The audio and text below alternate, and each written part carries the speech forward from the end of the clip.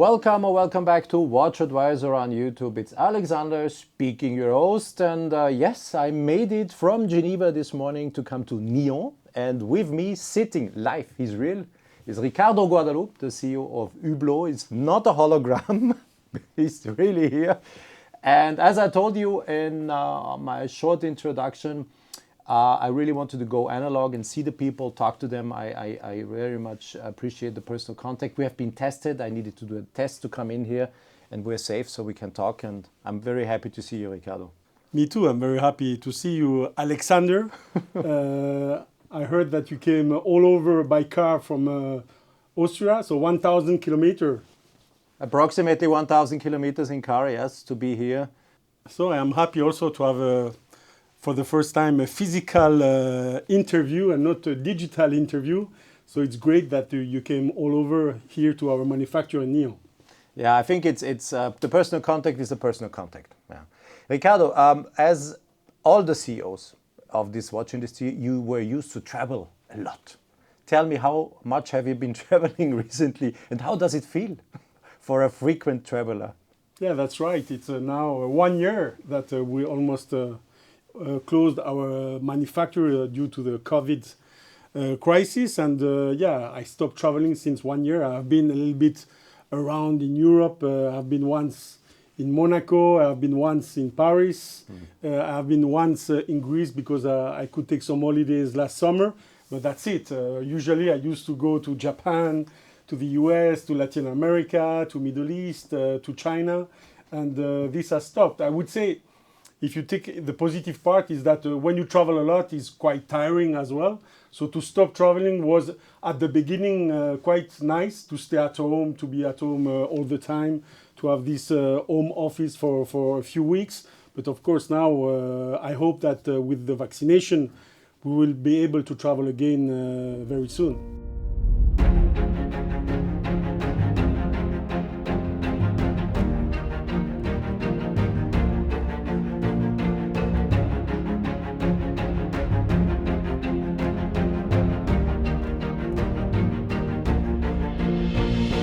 Subscribe and hit the bell to get our latest notifications. Fasten your seatbelt for something new.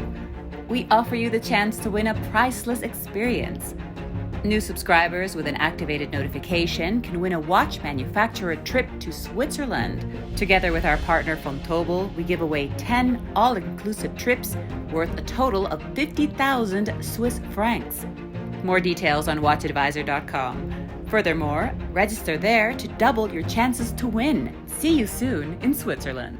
How is it to run a company under these conditions? Is it still the same, or is the missing of that contact to the people used to, the personal exchange in the morning, or when you meet somewhere when someone runs from one room to the other, is this missing?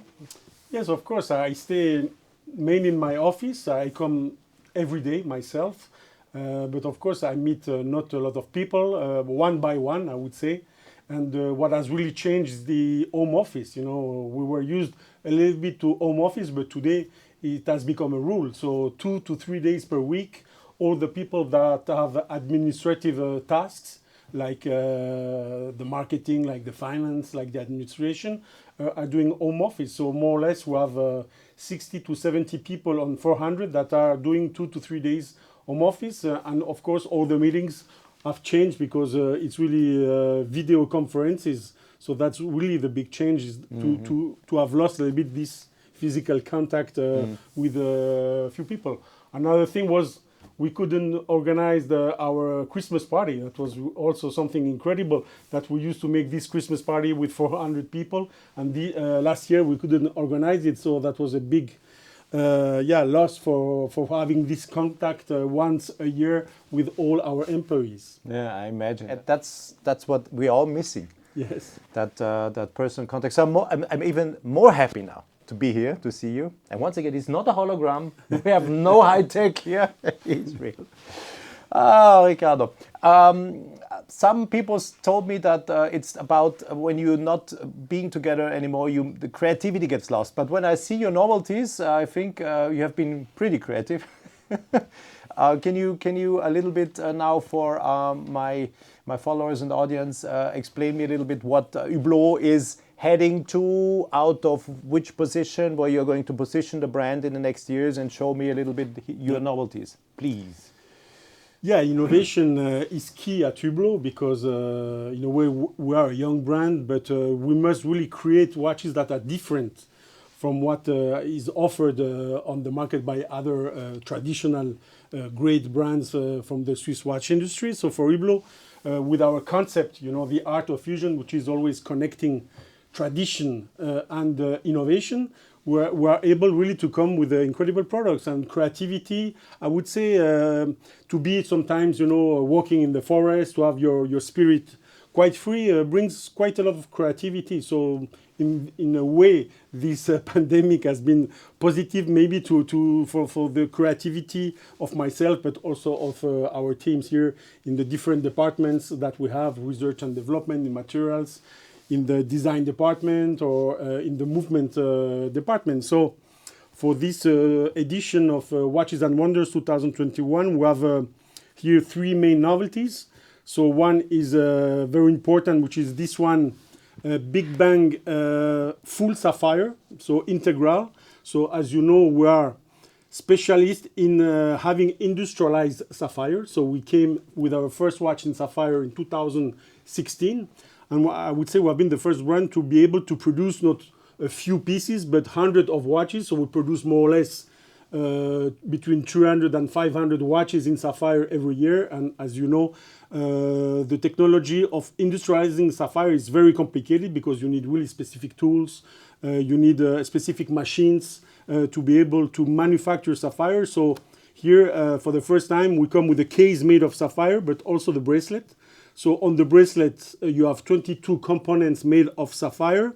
The case is 5 components, and we have put a tourbillon automatic movement in which we have also 3 bridges made of sapphire, which gives really something very interesting from the design point of view. When I was talking art of fusion, so tourbillon, traditional complication, but with an automatic rotor at 12 o'clock, this is the innovation, and the movement brings really some design to the watch. So this is, of course, a major piece, very difficult to produce. It's going to be only 30 pieces, a limited edition, and of course, a pricing quite expensive, around 400,000 euro retail price. So this is really something really particular, and I think we're the only brand really able to produce this kind of high technological product. The first question always comes when I present a watch made out of sapphire is, what happens if it falls down?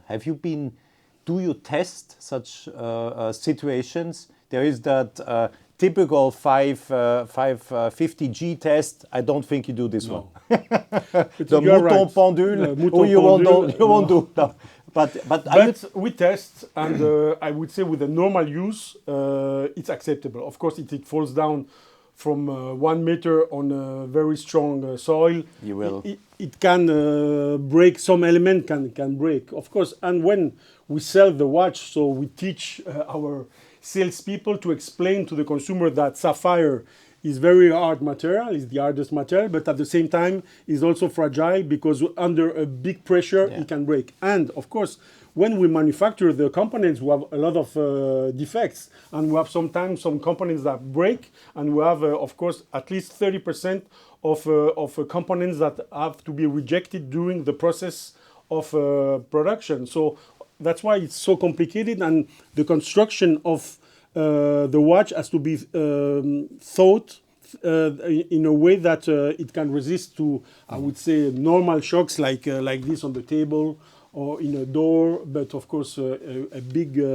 but throwing down a watch, a normal watch, if it falls on the sapphire crystal, it will also break, probably, likely. But this is always, people say to me, how can they do in sapphire crystal? Is if I hit the table, as you said, it's so that does things. No, this works. So we do those tests, and I would say sorry to interrupt. You're the only one to have more experience because you're the only one to make a kind of serial production. Absolutely. It's easy to bring out 2 pieces, limited special showcasing. this you can do. Absolutely. But- So we have the experience. We have already produced more than 2,000 pieces since 2016 in Sapphire. So we have the experience, and we had some elements that are broken in some part, but I would say it's acceptable. And as I said, we really inform the final consumer that there is always a small risk that it can break. So that he is really aware that, of course, he's buying a watch which is incredible, but at the same time a little bit fragile. Okay, good to know. Now you know how to handle a watch in case you're interested in. You can wear it on a daily purpose. Absolutely. But be careful not to. Whoops.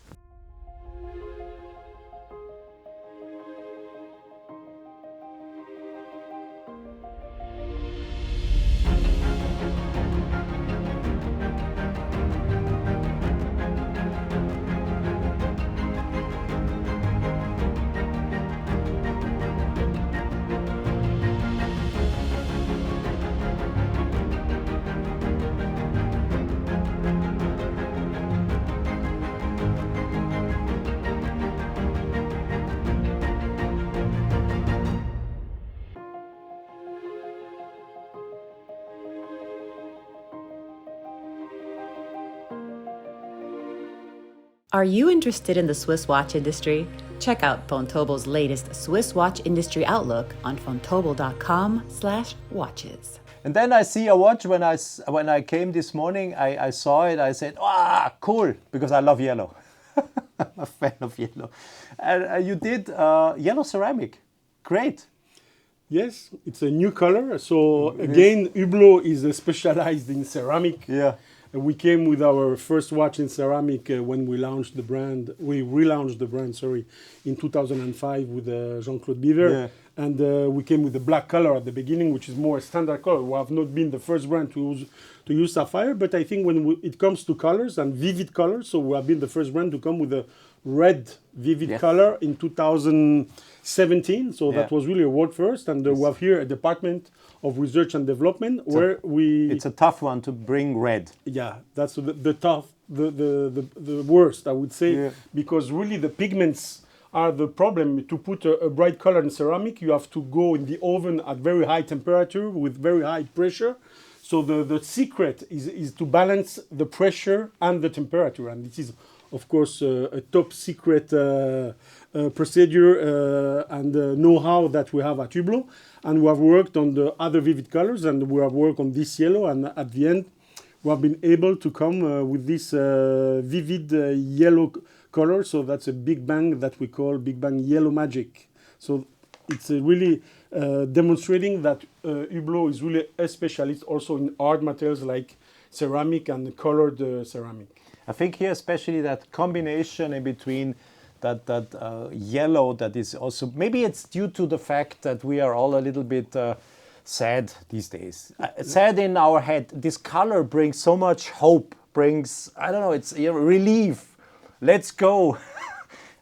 Maybe this is the reason I really jumped on the watch this morning. And it's kind of a relief watch, go. Absolutely. We are not dead yet. Yeah, that's right. That's right. We're still alive. Absolutely. And are you going to keep?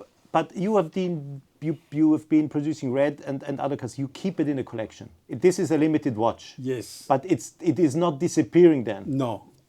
After we will have some evolutions. The red is still existing as well. So we are coming with new evolution in the red ceramic, and the yellow will remain. And we are working on other colors still in our department for the future, of course, because we believe a lot in these alloys in ceramic as well, as we came with the magic gold, which is an alloy of gold and ceramic, and the 18 karat unscratchable gold.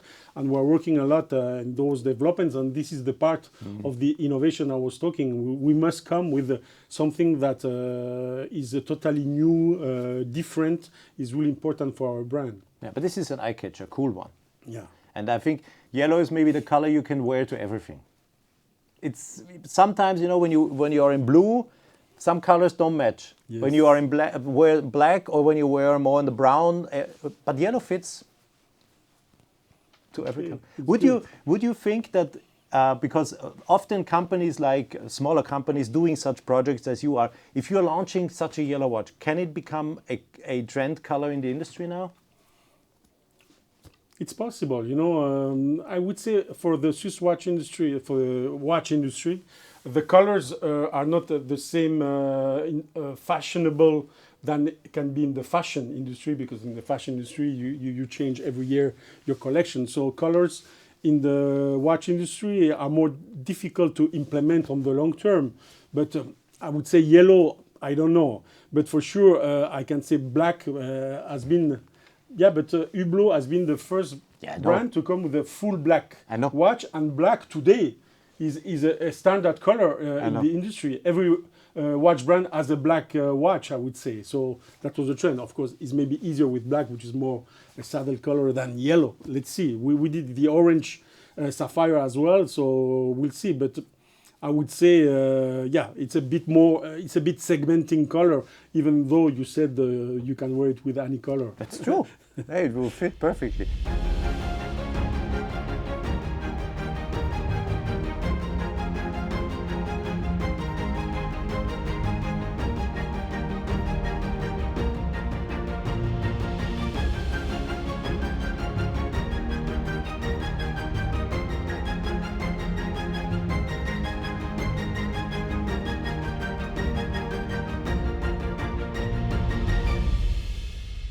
And you were talking about black and that all black watch, and I remember that day when Jean-Claude Biver presented the all black watch, and there was the one journalist, from the Swiss part of Switzerland, from the German part of Switzerland. He was asking that obvious question: how do you read the time, Mr. Biver? And Jean-Claude said, "You don't read the time. You have your cell phone."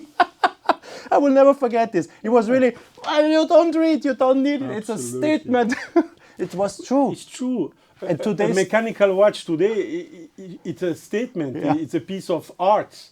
It makes you dream. The time is secondary today. But still today, companies launch all black watches. Yes, absolutely. And you were asked, people said you're crazy, or Hublot is crazy, and then, okay, still today. 2006. I know. So I know. Okay. Funny stories. Yes. Okay, and then this is Sang Bleu. Sang Bleu. Yeah. How do you define a customer, the Sang Bleu customer? What is the Sang? Is he total design freak, or how do you define a? Yeah, I think he's a customer that is looking for an object which has an incredible design, so a strong identity that you can recognize. And here again, we are talking about the time.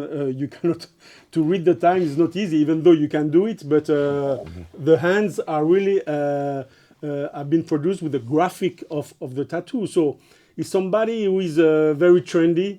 Maybe somebody who can like tattoo or doesn't like tattoo, but will be really interested by the graphic of this watch.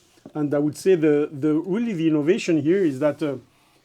Hublot has been the first brand to use another art, the tattoo art in this case, but also the sculpture art with the Orlinsky, and to put this art into a watch. So here you have the fusion between two arts, the watchmaking art and the art of the artist.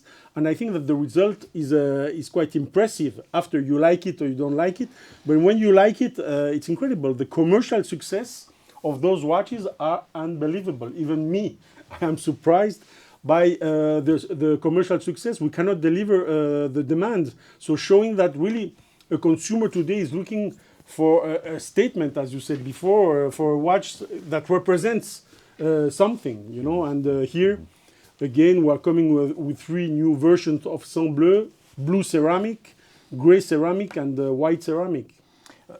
You can read the time. You can, because there is on the tattoo sculpture or tattoo shaped hands. You clearly have some superluminova.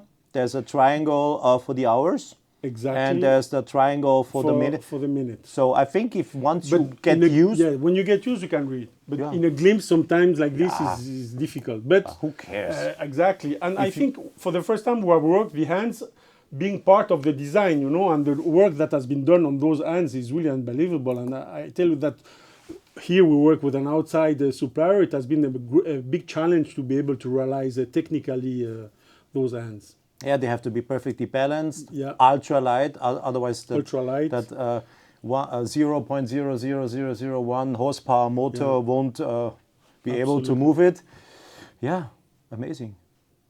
Yeah, you like or don't. Exactly. There's no discussion here. There is no gray zone probably. No, exactly. You don't say it's just a nice watch. No. No, it's an object, Exactly. art object. And when you look at all the facets and all the angles on the that case, I case. think it's pretty difficult to manufacture. Absolutely. In particular in ceramic, of course. Yeah. We have done it in titanium, we have done it in gold, but in ceramic is even more challenging because those facets are really to be done with thrilling. It's really technically very difficult. And then you said success is there. I believe you because Yes. even in my own circle of friends, I have a friend who bought a Hublot. And he loves the watch, and it's okay. You have the mindset or you don't. And Exactly. Yeah, but it's yup.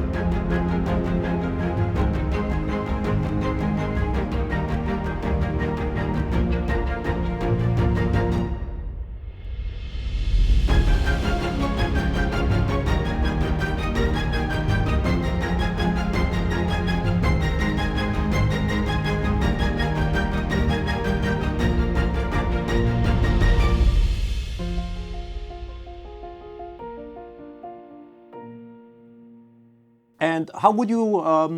What's your feeling? You are long in the industry. What's your feeling? How is it going to go? I think, of course, last year was a difficult year for everybody. I would say we have seen with the Swiss watch exportation around minus 20 or minus 20 something percent. The beginning of the year is much better, I must say. We are now end of March, so we have done the first quarter, which is good. Of course, compared to last year, we have a nice growth. Even compared to 2019, we are not so bad. So, of course, it's brought also by China. I must say China is really booming, I think, for any brand, any luxury brand in general, and any watch brand. And for us, we have been really implementing the brand in China since now over 10 years. We have now 8 boutiques. So China is really, the growth is coming mainly from China. And from countries where local clientele, you know, what we have learned is that local versus global is really important. So countries where, like Japan, is 99% of our watches are bought by Japanese, is doing well.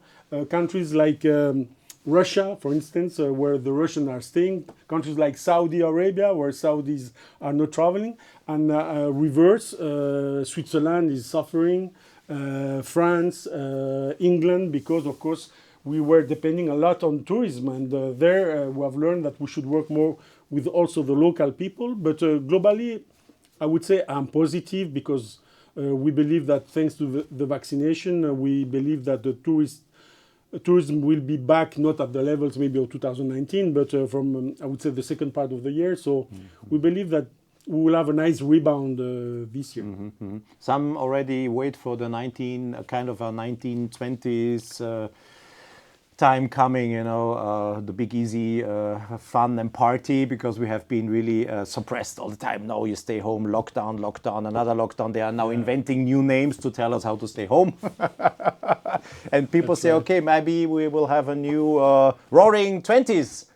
The 2020s, not the 1920s, the 2020s. I'm looking forward to it. Yeah, absolutely. To party and to have fun again.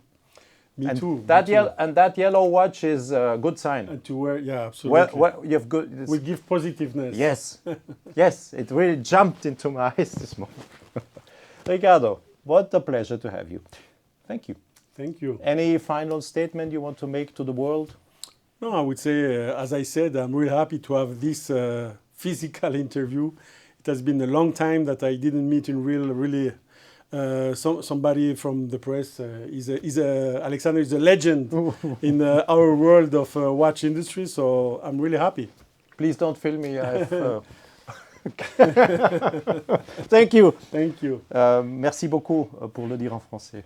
Danke, vielen Dank. I'm Dank. happy. Okay, long story, make it short. Ricardo Guadalupe, no hologram, me live. I'm really here. And thanks for watching. Interesting about a Hublot being still a niche brand. You know that it's a brand that is small but has its niche, and it's been very successful. Thanks for watching.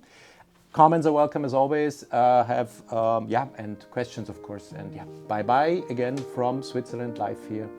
And watch the next movies. Don't forget. Bye bye. Hey, have you packed your luggage?